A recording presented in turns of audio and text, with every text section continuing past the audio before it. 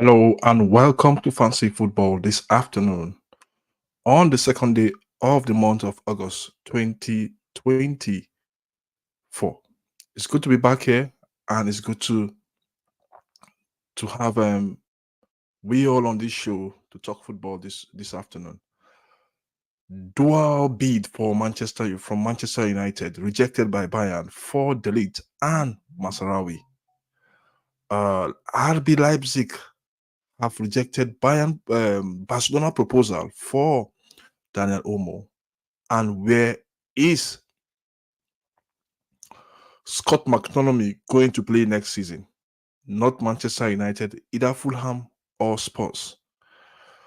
This is the transfer talk on Fancy Football today, and let's rumble.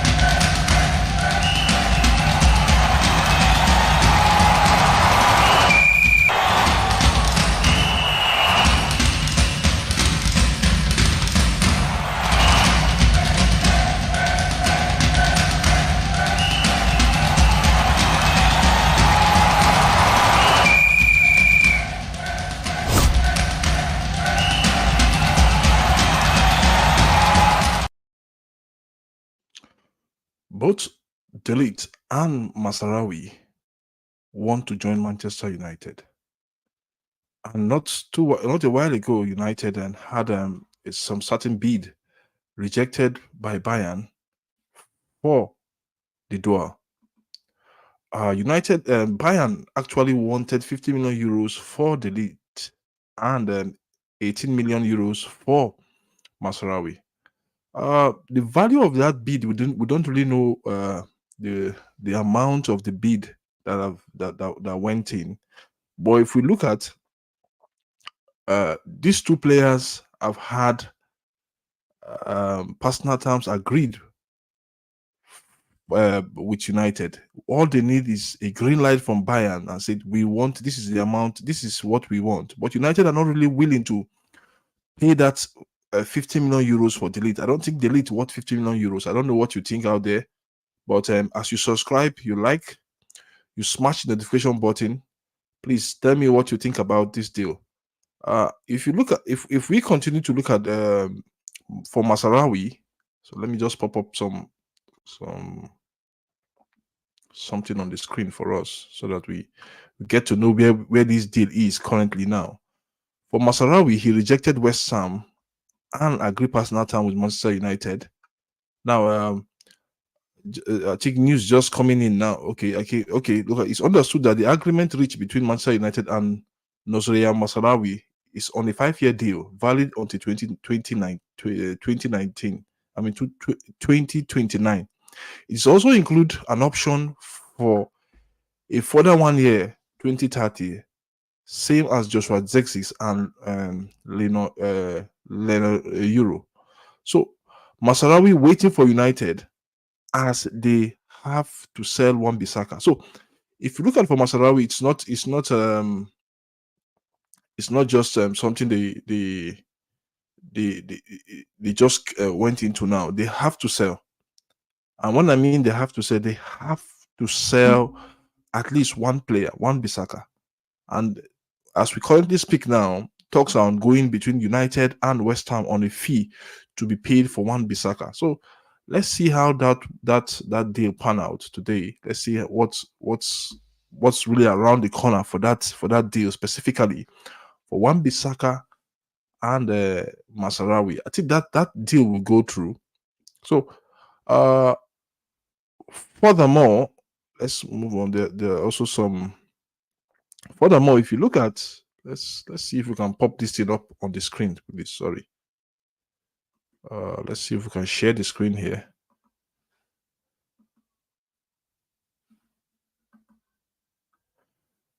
So if we look at,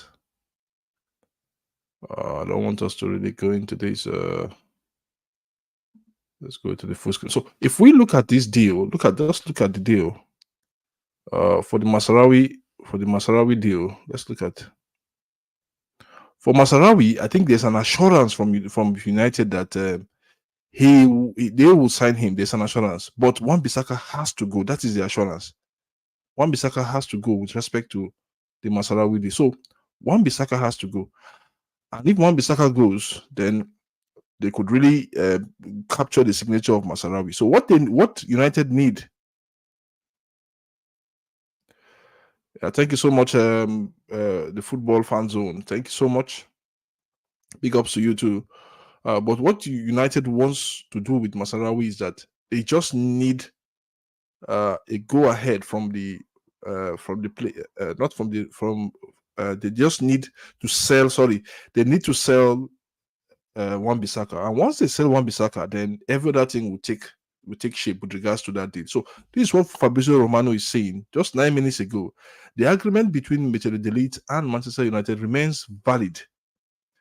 He's only waiting for United, for Ligt now, for United since June.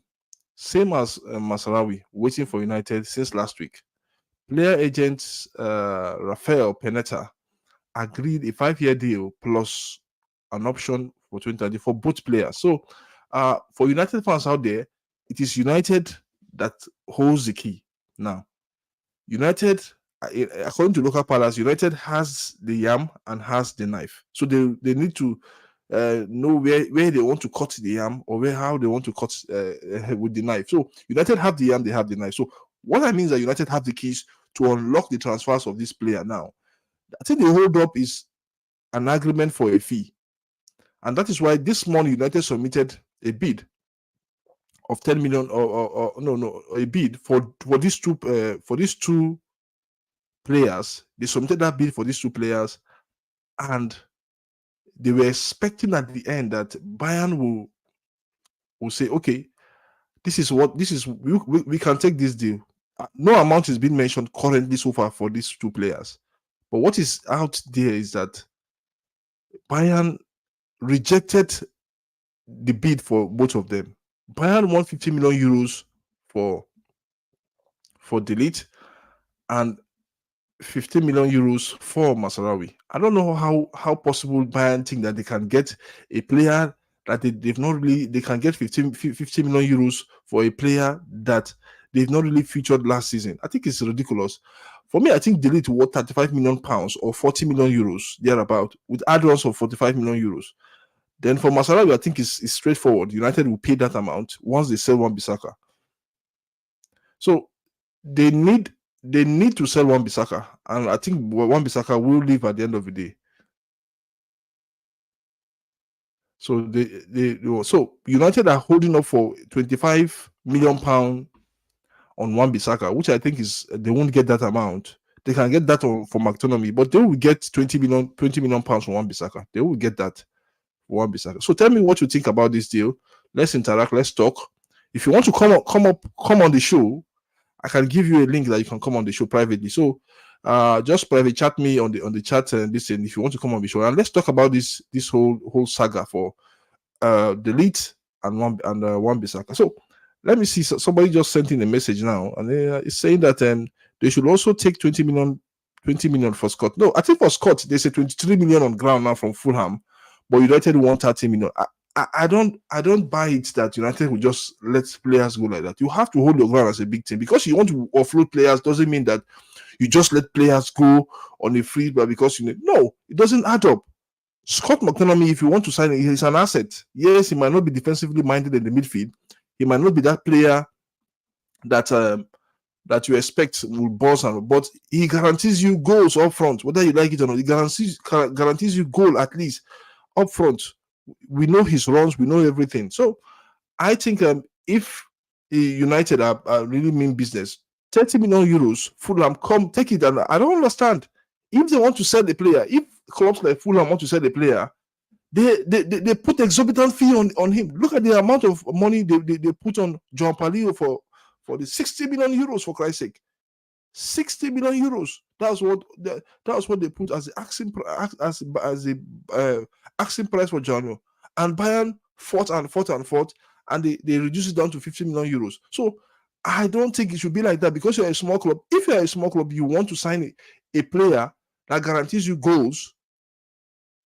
Everybody knows that Scott McTominay guarantees you goals, at least seven goals in a season, 7-8 goals in a season, whether we like it or not. I don't understand whether he's a baller or not. United know that they've collected that money from Joao Paulino. United know that Fulham has money to spend. So Fulham should spend 30 million euros, 30 million pounds from that money they collected for Joao Paulino. Yes, it is not a setback. Paulino is a baller. It doesn't matter. He's a baller, but what I mean is that Scott McTominay is an improvement in terms of goals for Fulham, and they have to pay that money. And United know that the guy is an asset, and that's why Ten Hag is not willing to let the guy go on a cheap flowing 20, 23, 25 million pounds. Something has to give in, whether we like it or not. I don't know if you agree with me, the football fans, though. That is what it is. If you are watching us for the first time, please kindly subscribe to Fancy Football. Kindly hit the notification bell as we continue to talk about more on on transfers. Let's talk about it. Let's weigh in and let's look at where we are with respect to that. So some amount has to be paid, whether we like it or not. I keep on wondering, what do the smaller clubs take the bigger clubs for? What do they take the bigger clubs for? Money has to be paid, whether we like it or not.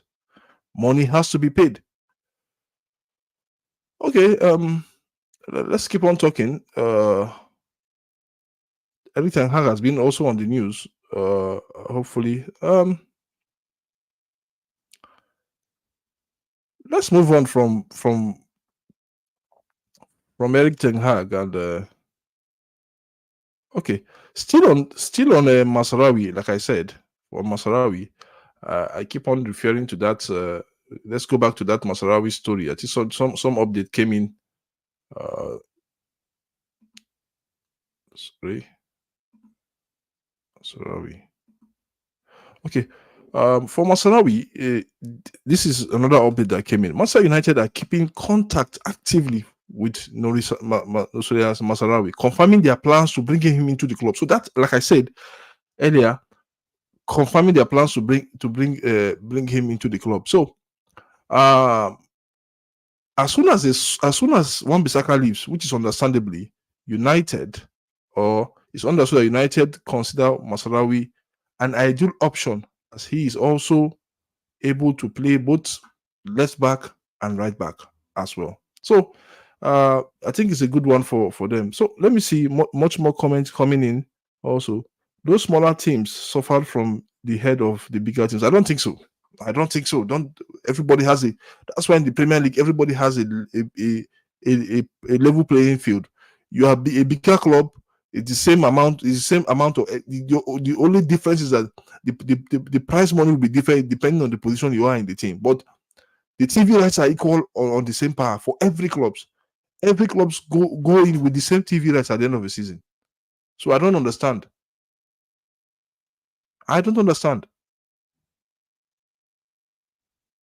So let's keep on going. Let's move on from the Mazraoui story to something else. I think we should really look at. Let's keep talking about, because we have to still talk about these deals left, right, center. They have to talk about it. So let's move to Dani Olmo now. For Dani Olmo, I think something is fishy there. If you look at Dani Olmo, RB Leipzig rejected by Barcelona proposal for Dani Olmo. And when we talk about the proposal, this is what is really going on. This is a proposal exclusively from Fabrizio Romano. I said Barcelona reached an agreement with Dani Olmo on contracts until June 2020. That is a 5-year deal, and maybe probably with an option of 1 year. Now, and send an official bid Look at it. They sent an official proposal to RB Leipzig. Now, look, this is the breakdown from Fabrizio Romano. Say that 35 million euros guarantee they will pay it. That's what they will put on down. 4 million euros easy add-ons. We don't know what the easy add-on. Maybe if he wins the league, maybe if he wins the Champions League, then 3 million euros difficult add-ons. Maybe difficult add-ons might be a 5 years target of maybe if he covers so if he plays so amount of games. So Olmo have agreed a 6-year deal. He strongly wanted Barca. He strongly wants Barca. He wants to live for Barca. But the problem now, as we speak, is RB Leipzig. RB Leipzig is a sticking pain in this deal for Barcelona, and Barcelona have to pay whether they like it or not. They have to pay this amount. Clubs have to pay asking price for this amount. We don't know the asking price from RB Leipzig, but if you look at everything in total, he was close to 62 million euros. If you look at everything for this player, 62 million euros. So let's see, will Barcelona pay that amount, or would they look elsewhere? I think any club that needs a player, just as like United needs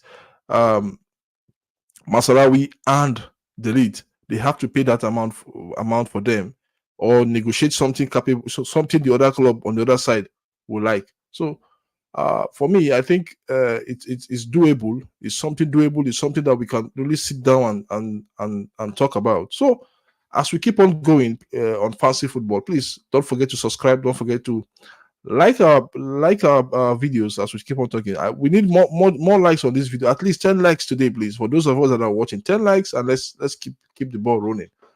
I want to know your opinion, please. Okay, opinions are coming up. Okay, so from the Fancy the football fan zone said if Man United have been bought by the Qataris, won't.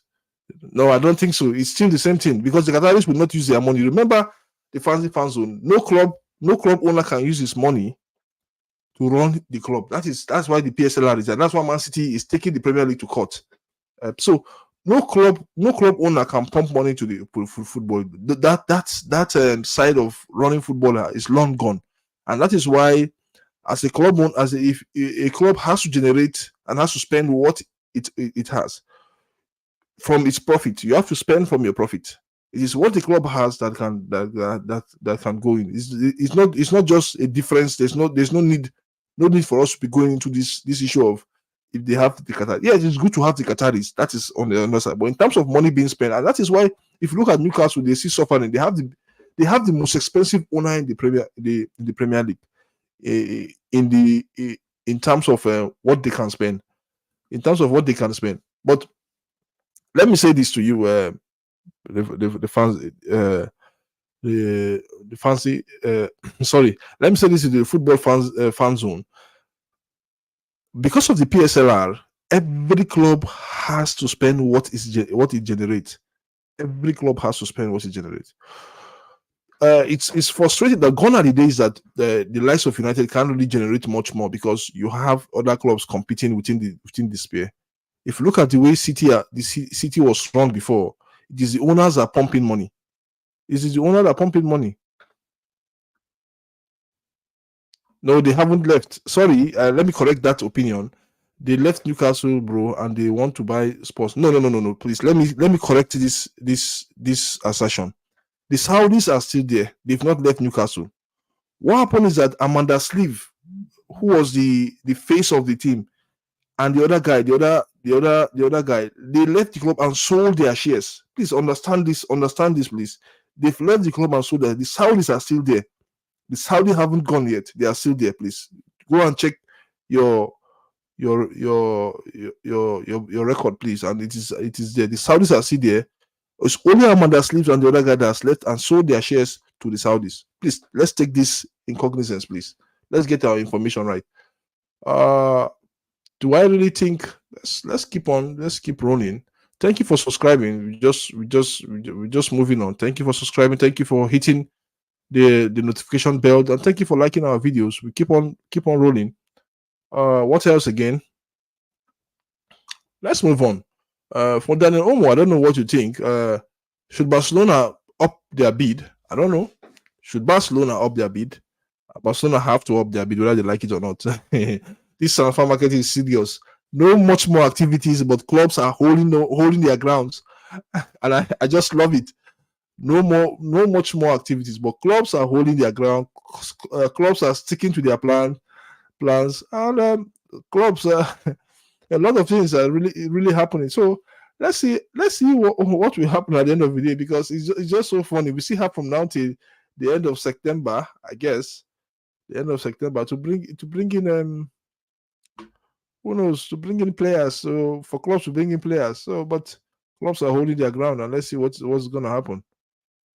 Let's go to Scott McTominay. Yeah, we've been talking about him even before uh, even before we put in his discussion. When we look at for Scott, uh, Barca has no choice, bro. You want a player, you pay the money. Yes, if you want a player, you pay that money. That's the fancy from the football fan zone. Good. That's it. I agree with you. Nonetheless, okay. Let's look at for Scott McTominay. Let's look at what is really going on for Scott. I think Manchester United remain open to sell Scott McTominay, if possible, willing to go up to £30 million package. I think United have the right to hold. Fulham wants to insist and push to make it happen. It could be crucial to bring in a new midfielder. Yeah. Do I think that United needs a new midfielder now? No. What I think United need currently now is to get a defender. Yes, they might get a new midfielder, but is to get a defender and get. I think the sale of McTominay can facilitate the purchase of Ugarte, and that's what United wants to do. They want to push this money to 30 million euros, 30 million pounds. Sorry, if they can push it to 30 million pounds, then I think that would be fine for them. They can add something on the other side for Manuel Ugarte, and hopefully something might make sense at the end of the day for that transfer. For Ugarte, I think PSG are not they really not. I don't think they know what they are doing in terms of what they want. So what they've already signed João Neves. So would they keep João Neves and Ugarte in that team? So let's see what will happen at the end of the day. The transfer market is really crazy. Clubs are going for younger players. They don't want to pay an astronomical fee for established players. They want to develop their players, and they want to keep ensuring that these teams have their team have a very good balance. But I keep on saying you have to spend to win something. This is what modern day football is. You have to spend to win something, and I'm so sorry that clubs have to go through all this hula baloo with respect to how they negotiate transfers with players. Okay, guys, I'm still waiting for your opinion. We are talking, and if you look at, let's look at for some done deals. Okay, William Osola to Newcastle. Here we go. Deal in place for 10 million fee plus £5 million out of a 20 years old striker to join from Sheffield. So I think Newcastle have gotten their man. Then let's go to Feyenoord. Feyenoord keeper Milik van der Sar, not Van der Sar, Mickey Van der Sar could leave the club on a loan this summer. Possibly, I think he might be heading out to somewhere else. Okay, let's go back to something we discussed yesterday on Atletico and wait Conor Gallagher decision. Expecting the case to be clarified this week. There is still no green light from the player. As far as we are concerned, no green light for Conor Gallagher. Nothing is really happening in that area. The player has already up. Chelsea have agreed a 40 million euro deal. They're about at £3 million with them and Atletico Madrid for the player to move to the other side. So I think Conor Gallagher knows what he wants. He might go. I just think that he might leave Chelsea as a free agent at the end of the day. He has 1 year left in his contract, and let's see what's going to happen at the end of the day. He wants to fight for his place, but is that possible at the end of the day? Maybe that's possible. That is possible. So tell me what you think. Let's continue to discuss privately on the chat, on the message section of this, and this. Let's continue to have more conversation with regards to this year's transfer, and let's see how far it will take us to. Thank you for watching Fancy Football. Thank you for being with us at this moment, and hopefully we will be back here tomorrow with more and exciting stories on fancy football, transfer stories on fancy football, as we continue to look at a brighter future of football. In 14 days, in 15 days time, the Premier League will kick off in 14 days time, and we'll have exciting content for you. If you want to be part of if you want to be the part, I've said it before, if you want to be part of the predictions show every week on Fancy Football, please just send us an email at Fancy Football. Let's see. Okay, I'll pop up that email tomorrow. So hopefully, let me not just second guess. I'll look at the email and pop it up at the end of the day. So with me and everybody behind the scene for Fancy Football, I will say thank you so much for watching, and we'll be back here tomorrow with an exciting edition of the Transfer Talk.